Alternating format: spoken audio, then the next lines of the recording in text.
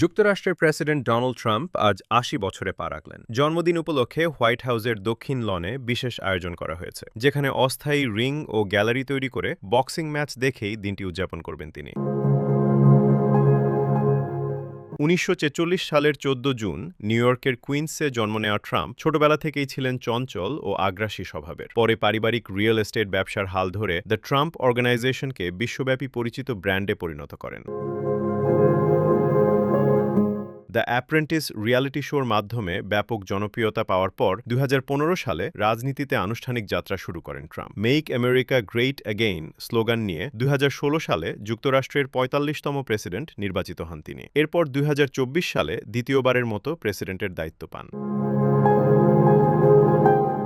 Desk report, press desk, BD.